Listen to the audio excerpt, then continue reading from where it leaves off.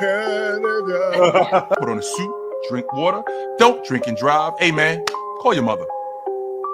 It means nothing. It means nothing. Nah, they lying to you. It's a...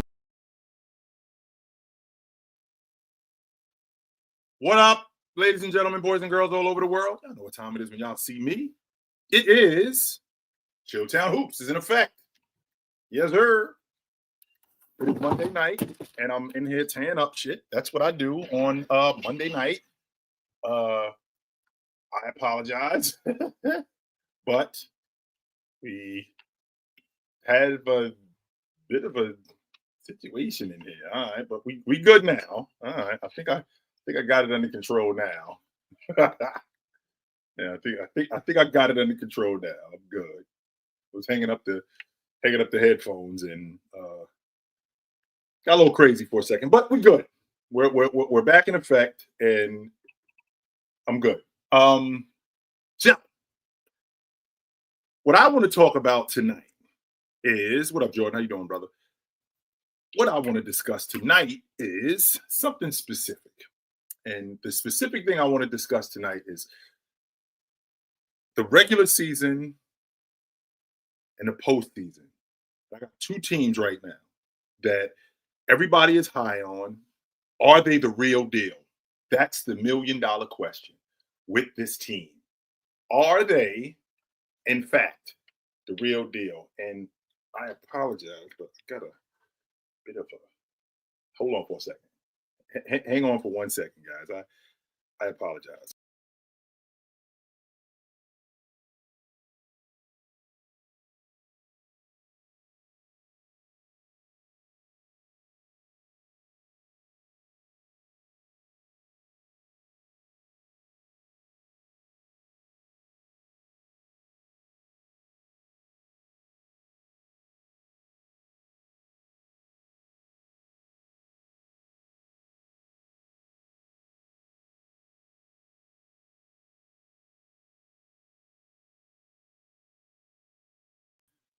Now I'm straight. All right, I'm back in effect now. I apologize. I thought I had this under control, but I had some technical difficulties, but I'm back in effect. But anyway, like I was saying, so there's two teams right now in the league that I was talking about earlier in the year or before the season started, but I think I gotta start talking differently about them, right? I think I gotta start talking about Cleveland different. Even though I think Oklahoma City is still a year away from winning it, because I don't think they're there yet. But I got to start talking about them different. Even though I think Cleveland is ahead of schedule, I still got to start talking about them different. And I have no thoughts, to be honest with you, Pimp, on Joy Taylor, because I don't care about that stuff. I don't. I do not care about that stuff. I wish I could say I did, but I don't care about that stuff. So with that being said, this Oklahoma City Thunder team, I don't ever remember in my days talking about a young team like this Oklahoma City team is and being as smart as they are. I don't remember ever talking about a team like that. Even the Bulls, when they had Jordan, they had vets on that crew, right? Craig Hodges was a vet, right? They had Craig Hodges on that crew. They had Bill Cartwright on that crew. I mean, they had legit vets on that crew. They weren't this young and that smart. They had young guys on the crew. I mean, in 1991, Scottie Pippen was in year 4. B.J. Armstrong was in year 2. Scott Williams. But they had guys like Cliff Livingston, who was a vet, who had been in the league for a long time. Jordan had been in the league for 7 years. This crew right here, this band of kids, basically, I can't remember a team that's this young that is this smart. And because of that, I got to start talking about them different. Now, I do think that defensively, they communicate with the best of them. Defensively, they shoot gaps. They're in the right places. Their rotations are close to flawless. Now, sure, SGA may be their only legit scorer consistently. As good as J-Dub is, right? As good as Jalen Williams is, he might be their only consistent bucket getter that I trust like that. That's why I think that they're a year away. Because when I look at Jalen Williams, he's the guy. He's the guy that I'm thinking to myself, he's not there yet. Very much like Cleveland, who I'm going to get to in a bit. I just don't think he's there yet. Now, I do think that he's getting there. Oh, that's why I think that they're a year away. Because I do feel like he is getting there. And I do think that there's going to come a time when if you can hold this Oklahoma City group together, right? If you could hold this Oklahoma City group together, they could be a force to be reckoned with in the Western Conference for the next couple of years.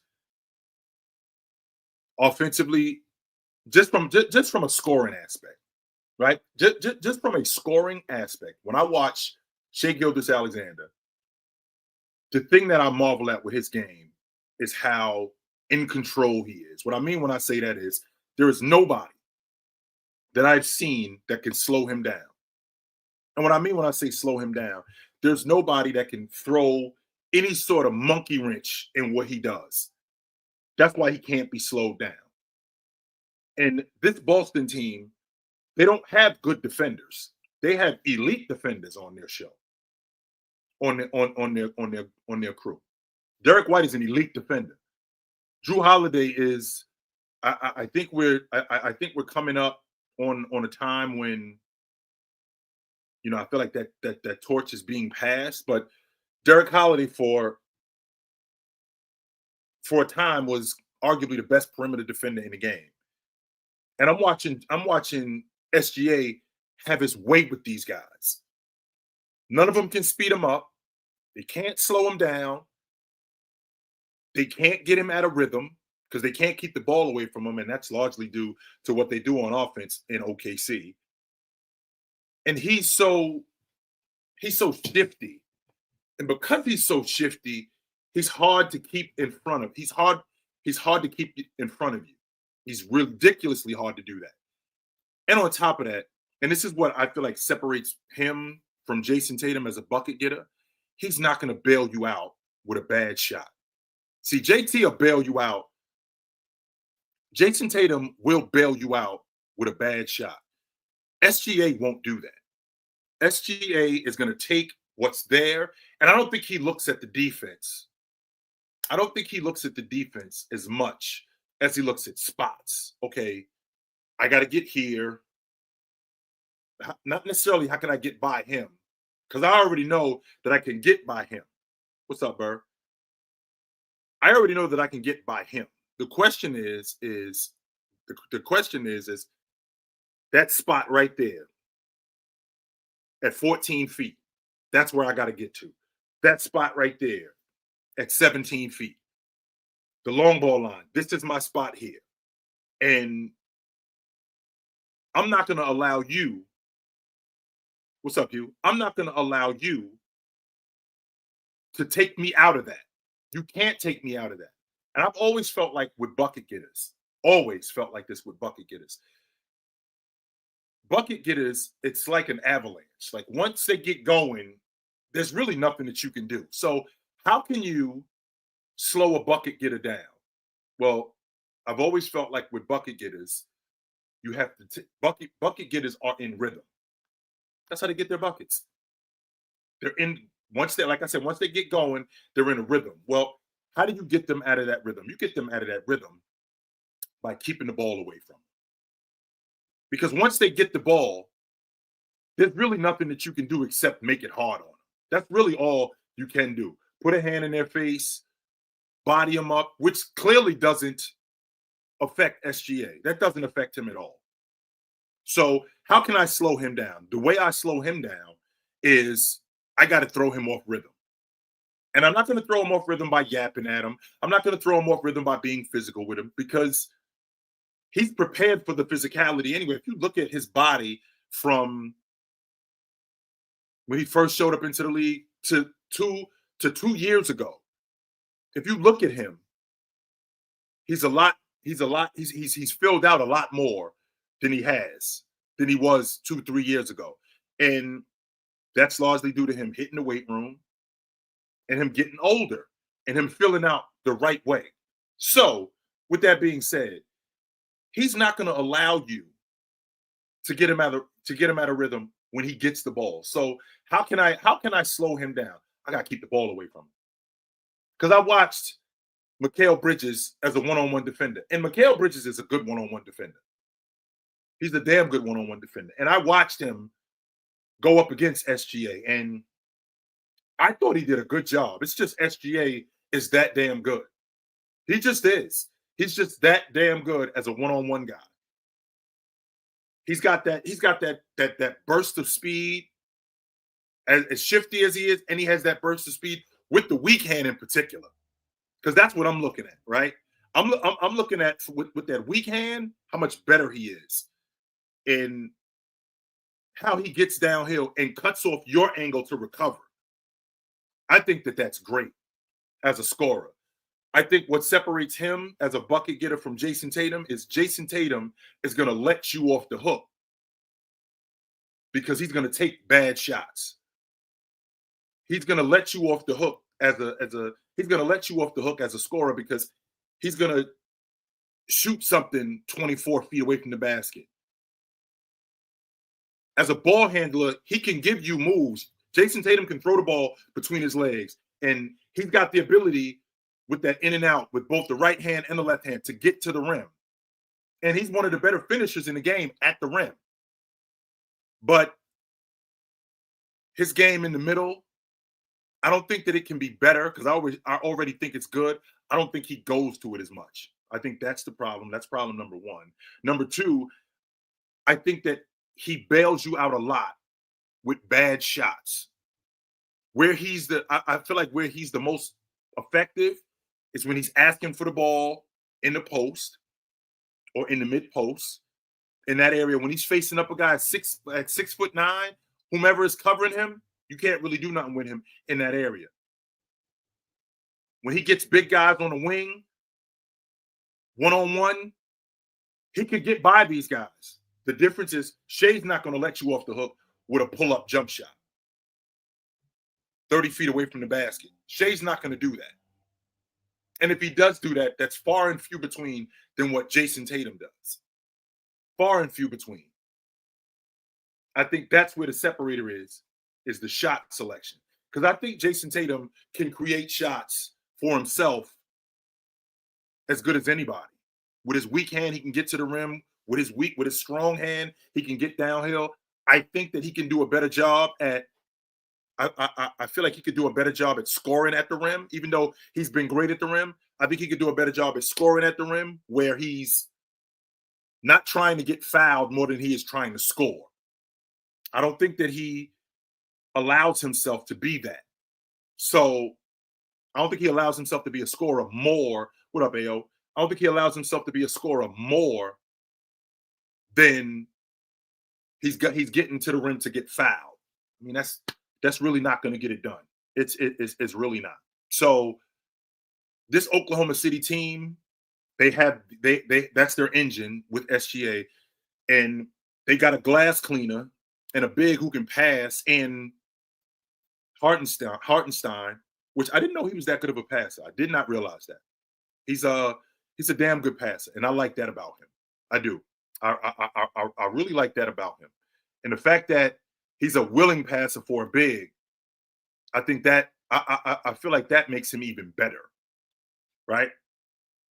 I feel like that makes him even better. So then you couple in a guy in Lou Dort who, for all intents and purposes, I said to myself, if I'm running Lou Dort off the long ball line, I'm running Lou Dort off the long ball line, and I'm making him go to the rim with his strong hand, right?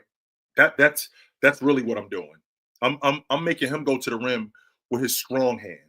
And the reason why I'm making him go to the rim with his strong hand, because I feel like I'm closing out soft I'm not closing out hard. And if he knocks down one or two of those long balls, I'll live with that. I mean, he did that against the Celtics, right? He did that against the Celtics, and with him doing that against the Celtics, I think you'll live with that. I mean, he made 4 of them in the fourth quarter. All right, I'm cool with that. If that's how we're gonna lose, I'll live with Lou Dort. But I think that his best attribute is making things more difficult on the defensive end for guys, and because of that, right? Because of that, I feel like that's what makes him so much better. Because that's what makes this team better. Because they're able to fly around, get to spots, get to spaces where other teams aren't. Their ability to rotate. I really love this kid, Cason Wallace, because on the offensive end, he just looks like he's going to get better as time goes on. I won't argue that. He just looks like he's going to get better. He got downhill. On a fast break, and I still don't know. I still don't understand how this is legal. But I mean, he got downhill, and Drew Holiday was in front of him. I didn't know that you could cuff the ball and get a guy off you while cuffing the ball, right? I didn't understand. It's almost like watching a running back stiff arm somebody. I didn't know that was legit, but apparently in the NBA it is. You 100% can do that, right? You 100% can get downhill and cuff the ball and get a guy off you. You can do that. So, I mean, I guess that's legit. I appreciate that. And this rotation that they have, that kid Jalen Williams came in and gave him some big minutes as a glass cleaner, and he'll make and he'll keep the defense honest as a shot maker. He will definitely keep the defense honest and stretch the defense as a shot maker. I really like this kid Wiggins, because this kid Wiggins, he just seems to know where to be. He just seems to know where to be, and because he knows where to be, right? Because he knows where to be, I feel like that makes him even more effective. Right? I feel like that makes him even more effective because he knows where to be. So you got Wiggins coming off the bench. You got Wiggins coming off the bench. You got Jalen Williams coming off the bench. You got, let's see, Alex Caruso, who's out of the lineup, by the way. He's coming off the bench. 34. Williams, you got him coming off the bench. Oklahoma City, right? Oklahoma City got 9 guys, right? Oklahoma City's got 9 guys. Nine legit guys. I feel like that's what you need in order to have a legit chance in winning the NBA championship. Now, I know what's happening next. I do. I know exactly what's happening next. I think Oklahoma City's going to lose, right? I think Oklahoma City, TGK, you really want to have this argument with me? You really want to do it? Because we can do it. We can absolutely do it. 100% we can do it. I'm so down to do this with you. Since you want to come in here, you want to do it? You want to 100%? I didn't say that Shai has a better team. In fact, I think Shai has a lesser team, and I think that he affects winning more than what Jason Tatum does. But the idea, right? The idea, if you want to have this argument, my man, you could come up here and we could do it right now. I'll drop the link in the chat right now. 100%. I want to see where your nuts are. The link is in the chat right there. Yep, the link is in the chat. Let's see where your nuts at. Come on up here and let's talk about it, because I'm definitely down to have this debate. Definitely, I'm all for it. I'm all for it. But anyway, like I was saying, this Oklahoma City team, I feel like they got 9, maybe 10 guys that are legit rotation players, and I think that's what you need in order to have a chance. Now, I said before the season started that even with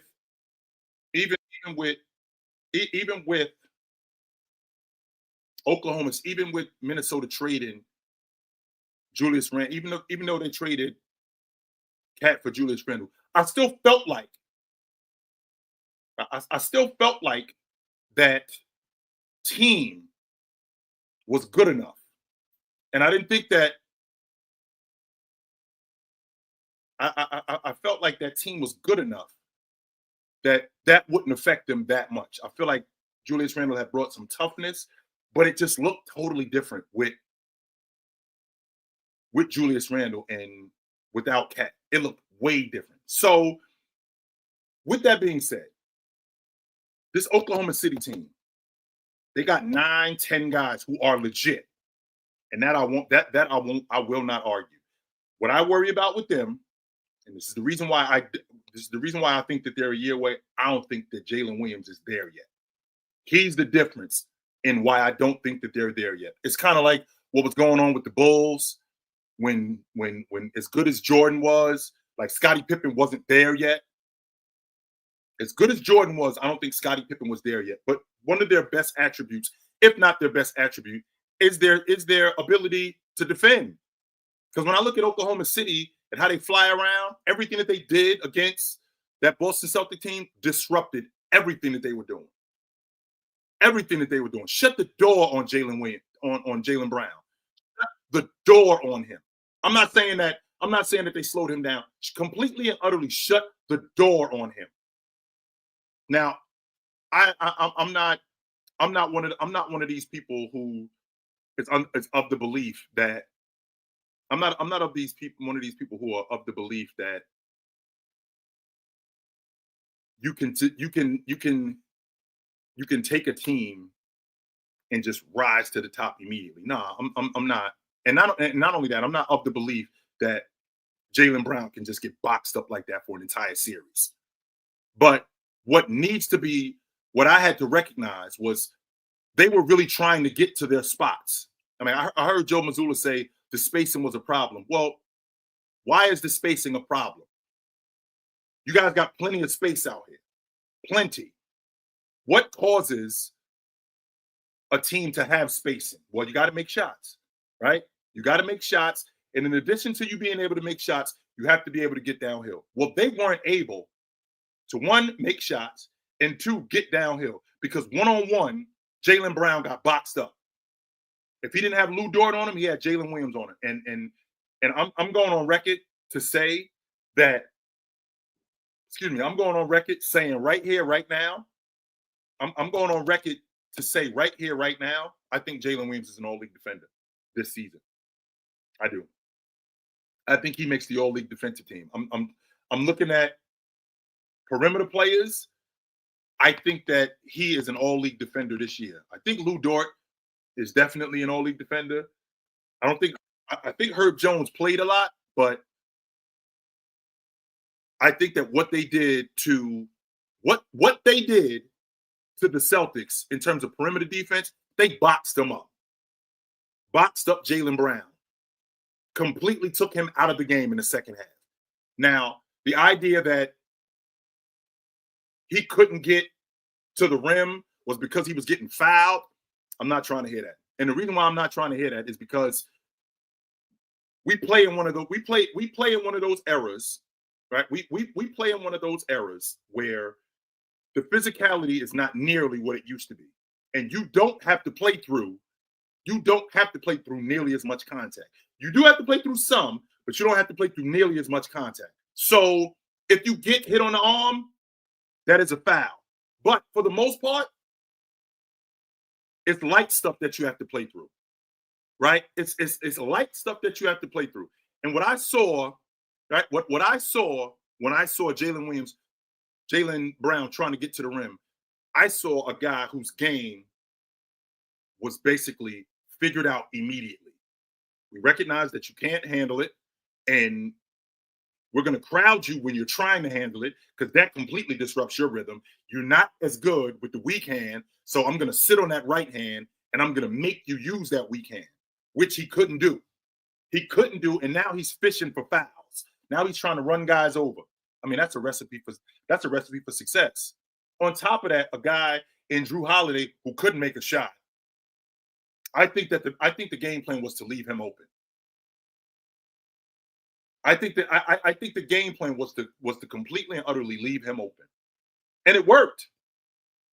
Because I mean the Celtics couldn't really get anything, they couldn't get anything going in that second half. I think they shot 20% for the game at the long ball line.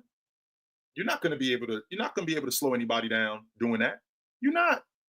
You're not gonna be able to slow anybody down doing that. So, I mean, with that being said, and just so you know, Natalia, and Jason Tatum destroyed Giannis 2 years ago. Yes, he did. Went into his building and put 46 on him. Forced the game 7 and bounced them out of the playoffs. So how you like them apples? How about that? I want you to yap about that. He went into his building in an elimination game and put 46 on him, took that win, and got them out of there. How about that? How about that? Talk about that when you talk about Giannis destroying them. Talk about him going in there and destroying them. Jason Tatum has a super team. Get the hell out of here. See, when I hear stuff like that, I know for a fact you don't know anything about basketball. You ain't nothing but a troll. Why am I even talking to you? Matter of fact, I'm done talking to you. You're a goofy. Like I was saying, that was a recipe for disaster for Jaylen Brown, right? That was a recipe for disaster with Jaylen Brown. Because when you got a guy like that in Jalen Williams, you got a guy like that in Lou Dort, who knows that you got a weak handle. If I know you got a weak handle, I'm going to crowd you. I'm 100% going to crowd you. Because I know for a fact that if I crowd you, you got to put the ball on the floor. You put the ball on the floor, especially if I'm sitting on that right hand, I know that weak hand of yours is weak. Completely weak. So we'll see what happens the next time they play them. But they got a real big game coming up, right? They got a real big game coming up this Wednesday when they got to play Cleveland, who what I need to do is I need to recognize Cleveland for being better than what they are, because I didn't recognize them for that.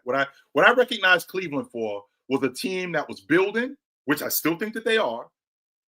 I still think that they're building in the same way I feel about OKC. The same way I feel about OKC. And I think that they're a year away because of Jalen Williams. I feel the same way about Cleveland because of Evan Mobley. I don't think he's there yet. I think he's getting there. I 100% think he's getting there. I don't think he's there yet. And he is the difference in what they're trying to do. He is the difference. The defender, he'll crack the long ball. One of the best switch bigs in the game. I think he's the defensive player of the year, considering the one-on-one defender that he is, the switchable defender that he is, what he does as a paint protector. I think he's the defensive player of the year all the way around. But it's probably going to be Wemby, and I understand it. This Cavs team, with Evan Mobley emerging as the player that he's emerged as, and Donovan Mitchell basically putting the battery in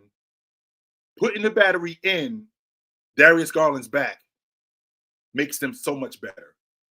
I had a conversation with Mars and Ops, and I was trying to make sense of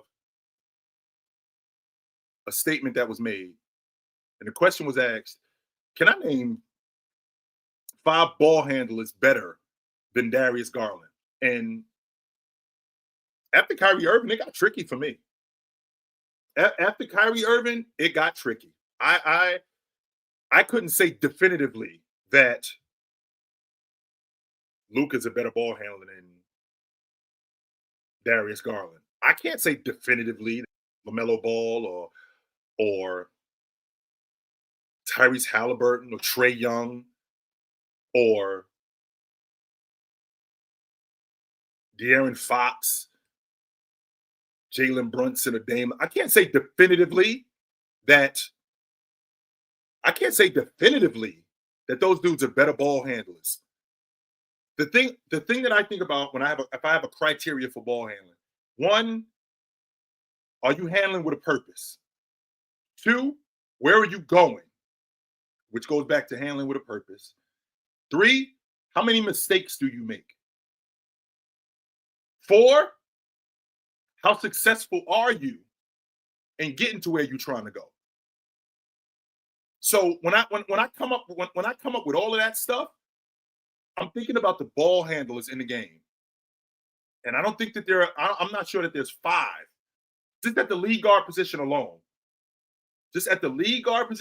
I don't know if there's 5 that are better than Darius Garland. Irv, James Harden is super nice with the pill. After that, maybe Curry. And I would have given Curry the nod a couple of years ago. I don't think Curry is what he used to be. Chris Paul also. Just at the lead guard position alone, I don't think that I watch LaMelo Ball, and a lot of the stuff that he does, a lot of the stuff that he does with the basketball, a lot of it is not with purpose. It's just handling it. I think Darius Garland, everything that he does with the ball is with a purpose. He's trying to go somewhere. He's trying to go somewhere. Laker fan for life. I can't talk basketball with you. And the reason why, because you're completely and totally biased about your crew. So there's no reason for me to talk any sort of basketball on any level with you. None whatsoever. None. There's no reason for me to talk basketball with you. Because the minute you came up here, the first thing that you talked about was how bad the Celtics were. And you already feel like that because you're a Laker fan. So you already coming into this with closed eyes. So there's no objectivity with you when it comes to the Lakers. So there's no reason for me to even have a conversation about basketball with you. So I'm good. With that being said, I don't know if there's a lot of guys in the league that I watch that I'm thinking, yo, he nicer with the pill than him. And he doesn't turn the ball over a lot. He takes good care of the basketball. He gets guys involved. And I really care about how you get guys involved. Right? I really care how you get guys involved. And I think Darius Garland does a good job in getting guys involved like he does. I feel like I said, Kyrie Irving, after Kyrie Irving, I think it gets tricky after that, man. Because I don't think that there's anybody definitively that I can say this dude is a better ball handler than Darius Garland. Based on what I think a great ball handler is, there's nobody after Kyrie Irving that I think definitively is a better ball handler than him. So this Cavs team, very much like what Oklahoma City got, very much like what the Celtics got, right? Very, very much. What's so funny, Laker fan? Like you're coming into my space like I'm ridiculous. You are a ridiculous Laker fan. How about that? And get out of my chat. Matter of fact, get your ass out of my chat. Get out of here, yo. Beat it. Get your ass out of my chat. Get out of here. When I think about your ability to handle the pill, right? You handle the rock and you have somewhere to go. You're not just throwing the ball between your legs, not only effortless, but without any purpose. Like I don't really constitute that as a good ball handler. I don't.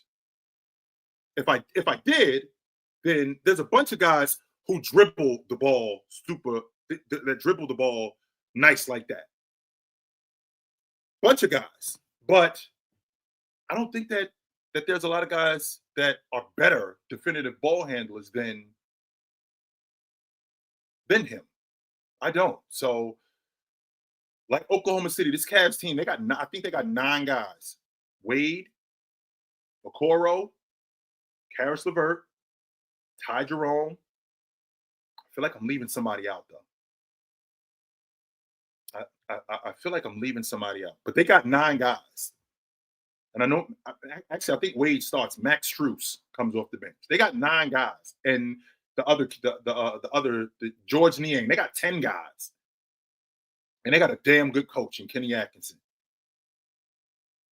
Their schemes are well thought out. Not only are their schemes well thought out, this is a damn good Cleveland team. Very much like Oklahoma City, they get on the glass in terms of gang rebounding. They shoot gaps. Evan Mobley, one of the best shot blockers in the game. Right? Evan Mobley is one of the better shot blockers in the game, and I really like that about him. So we got a ball game on Wednesday night. I'm really looking forward to this. I am. I'm really looking forward to that. So I'll get back to you guys in a second, but let me get to the lobby and check the temperature. What up?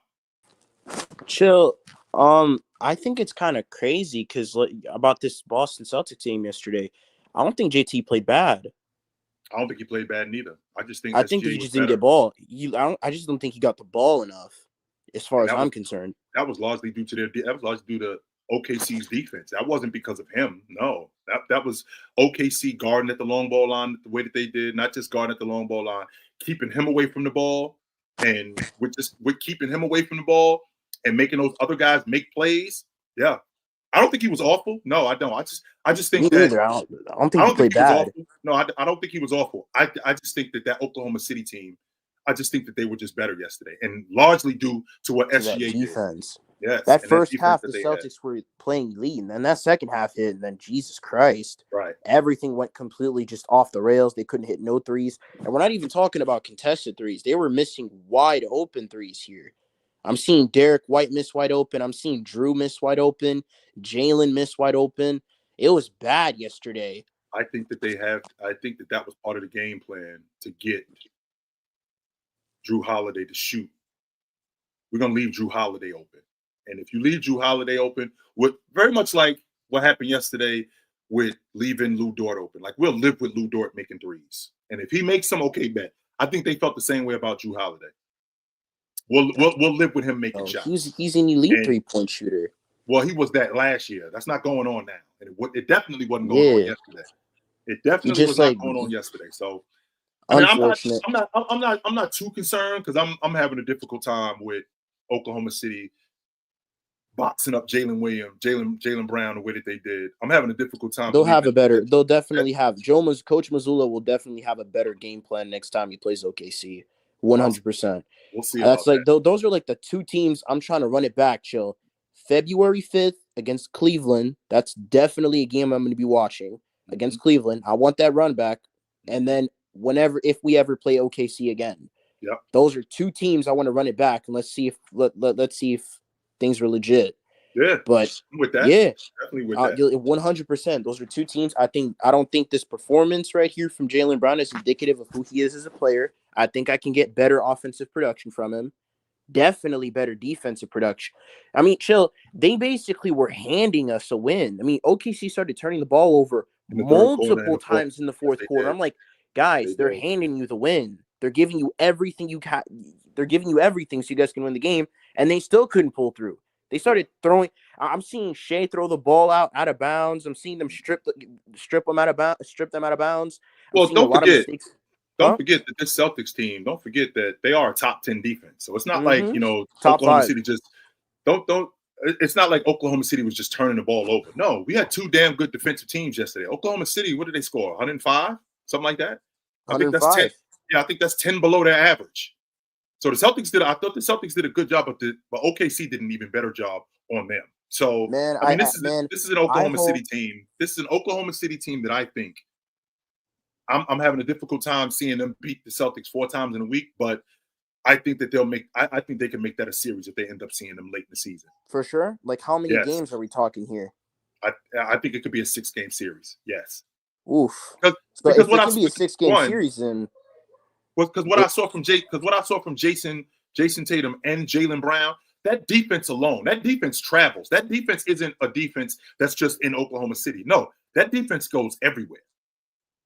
That defense goes Plus, everywhere. we're playing them in their building. I'd love to see them do this in TD Garden. I'd love to see them try to do that stuff in TD Garden. I'd love to see that it too. I'd like to see it too. So. And we play. Just wanted to get your predictions real quick. We play Denver tomorrow. So what's that? How's that going to look like? Because they were undefeated last year. They beat the crap out of us twice last season. Is that happening tomorrow? I think this is a different Denver team. Jamal Murray isn't what he was 2 years ago. As good as Joker is, I feel like the firepower that you guys have, I don't have Denver boxing up Jalen Brown like Oklahoma City did. I think you can slow down MPJ with your perimeter defense. I mean, Sam Hauser couldn't make a shot yesterday. I saw him miss 3 or 4 wide open shots yesterday. And he's got injured. A couple of days in between, he's been dealing with a back problem. He's been dealing with a back issue. That's why he hasn't been shooting well like throughout the whole season. Then again, KP just came back from injury. Jalen Brown just came back from injury. Drew came back from injury a couple games ago. Hauser's been dealing with a back injury the whole season. I mean, half the starters are injured. You know what I'm saying? Well, if you That's out why there, there's been some- I'm not listening to that injury logic, because if you're on the floor, you telling me that you're ready to go. That's why I'm not trying to hear that True. injury logic. So, You don't think that like KP No. being out of the lineup like kind of screws with the chemistry and stuff? Now, it might be some rust, sure, that you have to get over. But as far as you being injured and being on the floor, I mean, if you're on the floor, that definitely tells me that you're ready to go. So if you're all right, ready to, Jay. yeah, I can understand that logic. Yep. I'll talk to you later, brother. You have a good one. Yep. What up? What up, Shai? How you running tonight? What up, brother? Not much. I had a couple different questions kind of just spread around your topic for tonight. So this one you might not know. It's kind of like a weird stat. When do you think the last time we saw two teams on a 10-plus game win streak playing against each other? Because, I mean, the Cavs are on a 10-game win streak, OKC 15. I feel like that's a pretty rare occurrence, you know? I remember when in the 95-96 season, when the Bulls saw Orlando. Okay. I think both of those guys, they were at the top of the East. I mean, the Bulls were rolling, right? Gotcha. The Bulls were rolling, but so was Orlando at that time. And I think Orlando had come in with the game was in Chicago. I think the Orlando had come in with like a 7-game win streak. The Bulls were rolling at that point. That was one of the few regular season games that had a lot of energy. But I can't remember. In order for you to have a team that won 15 straight and then another team to win 10 straight, Yeah. I mean, they're rolling. Yeah. That's exactly what that means. They are rolling. So yeah, this is going to be a great game. it's going to be a great game. This is one of those games that I want to go to. I don't want to watch this game on TV. If I had the opportunity, I would be in Oklahoma City for that. Yeah, I'm 100% an OKC fan, and I went out to Vegas to watch them play Houston. And it was a pretty great game. But one of my other questions was, do you think Topic's role next year is going to be like a second unit role, kind of like what Giddey would have done if he wanted to take a bench role? I told my buddy Mars, I said, if I'm Brooklyn, I'm calling up Oklahoma City and I'm asking for Topic. And is OKC doing that? Is there a package you think they would accept, like Cam Johnson, or? I think they'll take some ones. I think they'll take I think they'll take a one, and maybe we can swap ones. But from what I understand, this kid Topic was supposed to be a top 3 pick. That's how good he is. Yeah. And I think that Oklahoma City is straight with their ball. They already got a ball handler. His name is Shai Gilgeous-Alexander. They're good with him as a ball handler. If they were to get Topic on the floor, now what Topic does is Topic takes the ball out of SGA's hands. And I don't think he's nearly as effective playing off the ball. He's a lead guard. Yeah. He played lead guard at Kentucky. He played lead guard with the Clippers. When Chris Paul showed up, he played alongside Chris Paul. He played off the ball, but he mostly plays the lead guard. So if I'm Brooklyn, I'm calling up Oklahoma City and I'm asking for Topic because I think that with him, I feel like that's your point guard of the future. And I think that you can build around him. Yeah, I mean, I think that's the reason why people kind of slept on Josh Giddey and called that trade like one-sided, was because, I mean, he didn't have a role to fit in Oklahoma City because SGA was the ball handler. But I watched Mark Daigneault, the coach, talk about Topic today and like his recovery on the ACL, and he spoke really highly of him. So that's why I was kind of wondering. I mean, I assumed you didn't see it because people don't just watch coach press conferences. But I didn't see it, but I knew that he tore up his ACL, and I knew that coming into the draft, that if it wasn't for that injury, he would have been a top 3 pick. Yeah, Daigneault spoke. He spoke really highly of him, and yes, he said he's really happy with his recovery and that he's taking it seriously. So I think they might try to do something with him, but I could see him sending him off to Brooklyn. But it was nice talking to you, Joe. All right, brother. Good to talk to you. Yep. And not because Topic can't play. It's just you already got if I got Rod Strickland at the lead guard, I'm not getting Mark Jackson. I'm already straight at my lead guard spot, right? If I got Magic, I don't need Isaiah. I already got a lead guard. That's not this. And it's not to go, play these 2 dudes alongside each other. No. No. Because what I'm doing is that I'm making one guy. You just want to see that. I don't want to see that. I want to see them when they are the most effective. And Topic is the most effective, I think, when he has the ball in his hands. But they already got a guy like that. What up? Yo. What's up, Lo? What's up, bro? Jill, sorry. What up? What's up, man? Just had a quick question for you. Yep. So I'm looking at Shai's schedule, and I mean, last month it was pretty difficult, but we're looking at the beginning of the year now, and it's extremely tough. So if he comes out of not just Wednesday's game, but Friday's game as well, do you have him jumping Jokic? As the league MVP? Yeah. I got him as the league MVP now. I don't need to see Jokic hit this stretch. I think that he affects winning more than any of those guys do. Yeah. I think it's ridiculous when people say that Jokic is far ahead. That's just stupid. I think he affects. Now, sure, I can give Joker the edge because Joker is a better player. He does more, 100%.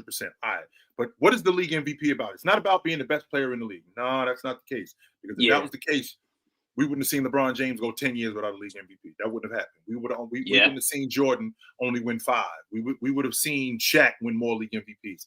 I don't think that's the problem. The problem that we're having here is Shai's in Oklahoma City, and he should be revered. He should be revered more.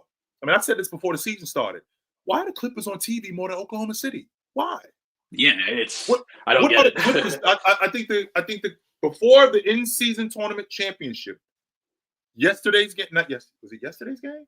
No, I'm sorry. This Wednesday.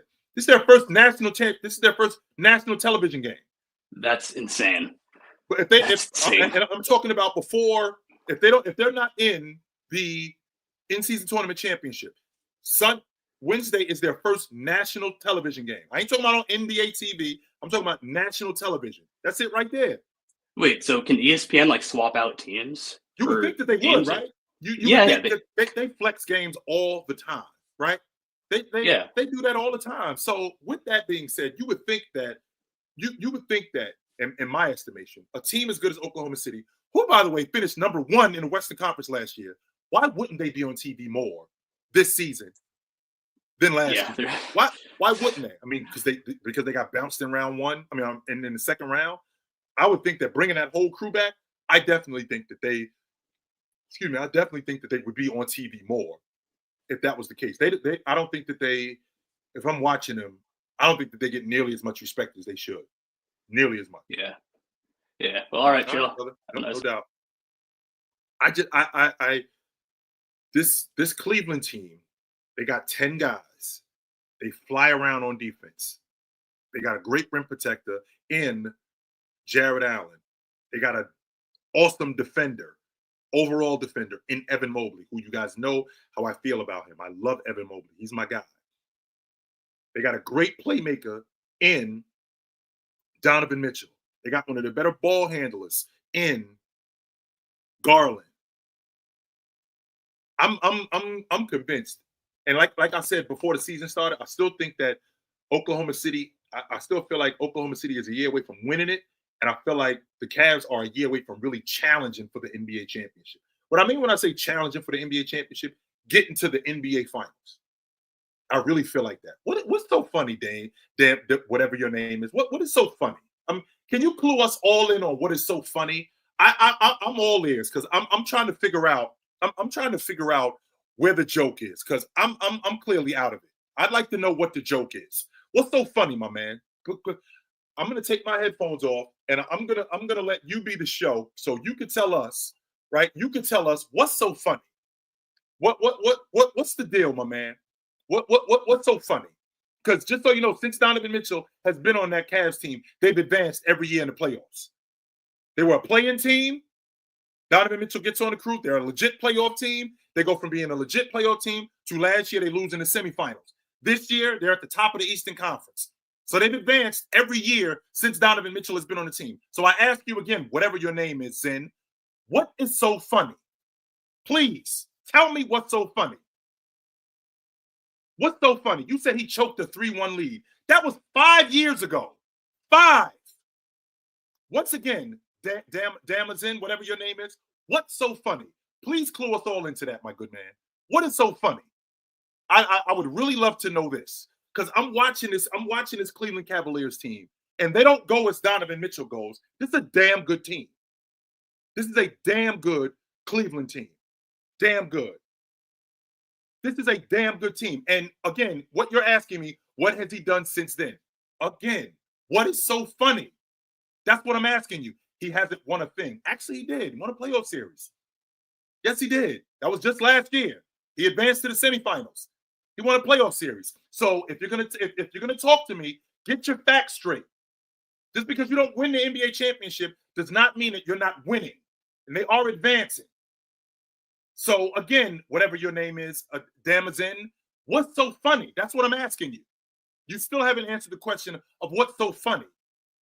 With a team that Donovan Mitchell is on, that was a play-in team the year before he got on the crew. He gets on the crew. They're a top 5 seed in the East. They go from being a top 5 seed in the East to being a top 3 seed last year and win a playoff series to now they're at the top of the Eastern Conference. And they have the best record in the NBA. They have the best record in the NBA. And last I checked, Damazine, whatever your name is, I've never, and I've been watching the NBA for a long time, I have never heard the commissioner get up on a podium and say, congratulations, barely NBA champions. I've never heard him say that one time. Never. I have never heard him say that. I've never heard the commissioner of the NBA take the Larry O'Brien trophy and say, congratulations, barely NBA champs. Congratulations for barely winning. I've never heard that. I don't think I'll ever hear that. Ever. So with that being said, right? With that being said, like this right here. If the Magic were healthy this year, they would beat the Cavs. You mean the Cavs who are better this year than they were last year? So you just stop. What are you talking about? The same Cavs team that's better this year than they were last year. Just like you think Orlando is better if they're healthy, the Cavs are better. They got the best record in the NBA. So, and even if the Magic were better, if we got better and we beat you last year, how does that make you better than us? I can tell you how. It doesn't. So what are you talking about? It doesn't. But anyway, that's neither here nor there. Like I was saying, I underestimated that the Cavs could be this good in the regular season. Right? I underestimated that. And I thought that they'd be a top 3 seed in the East. I thought that they would be that good. I didn't think that they would be 15 straight wins good and then another 10 straight wins. I did not think that they would be that good. No, I didn't. I did not think that off the strength, right? Off the strength of Evan Mobley taking a leap and him being a good player, a better player this year.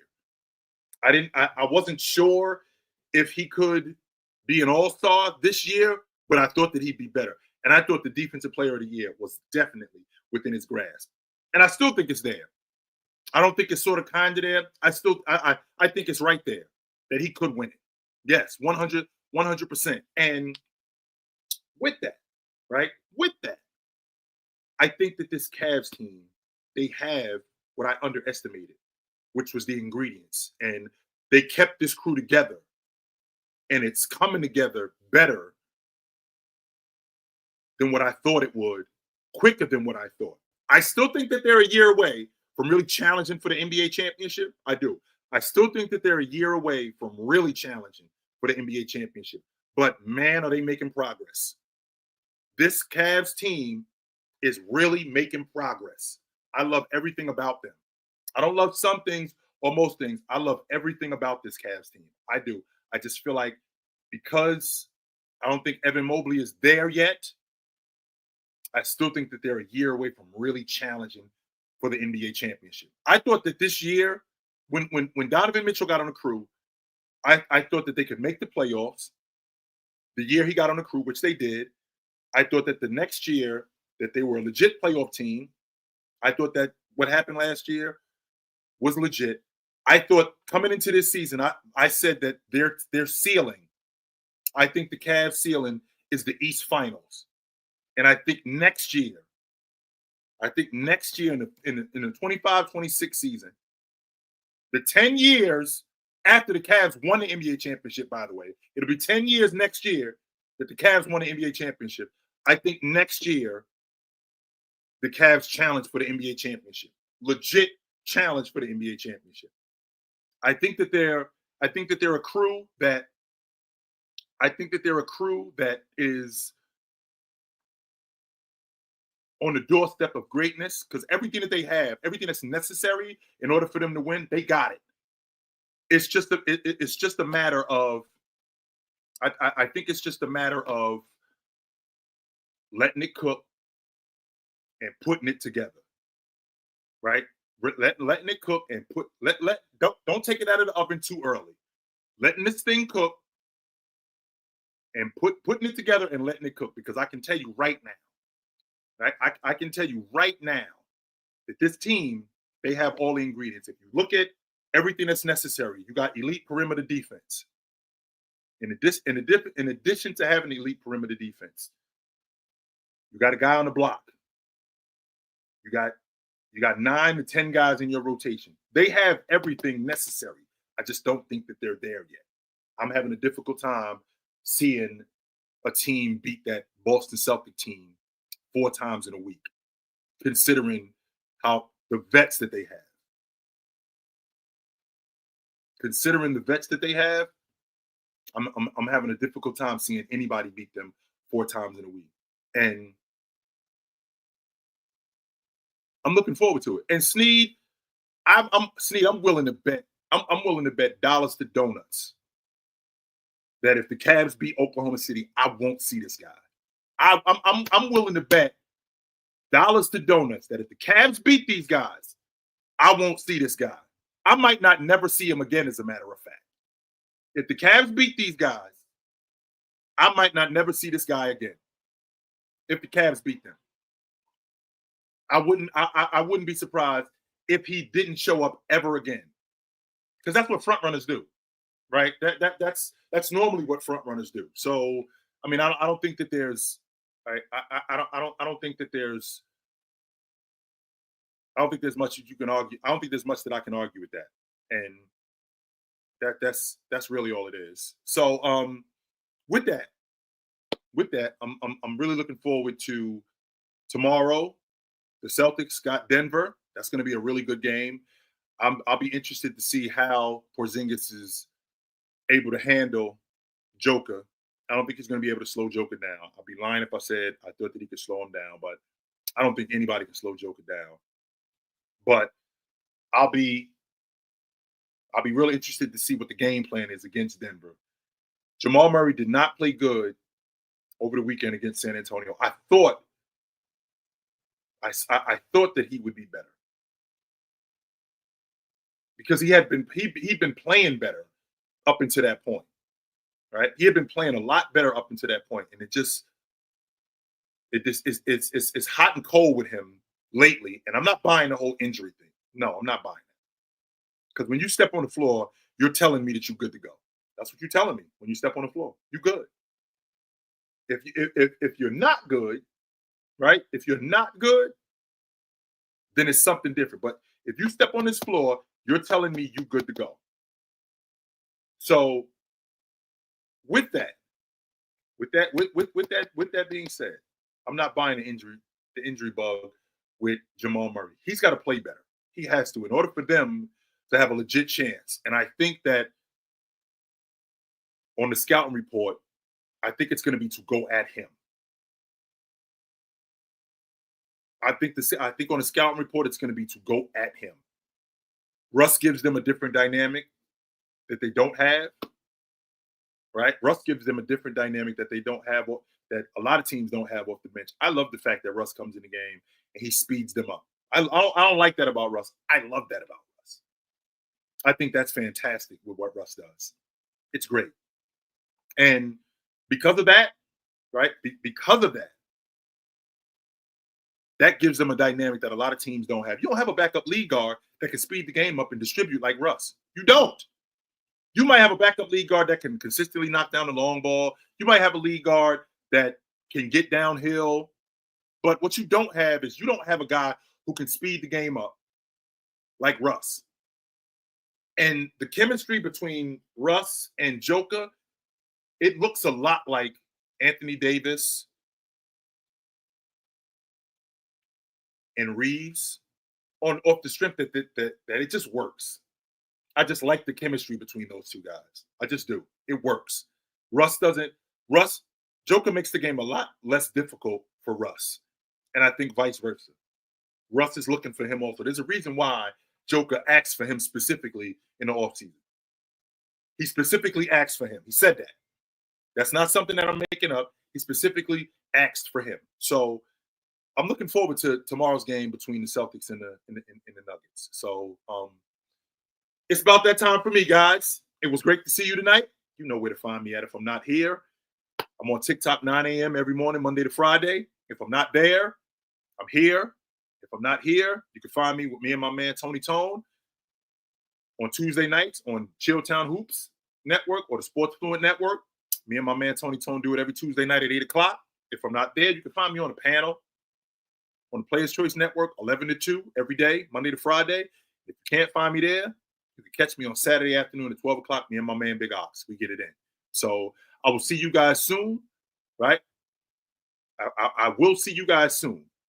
But until then, put on a suit, drink water, don't drink and drive. Hey, man, call your mother. The last time you talk to your mother, call your mother. I will talk to you guys soon, but until then, take it light. Take it. Absolutely, man. It was good to see you guys tonight. This was good stuff. I enjoyed that.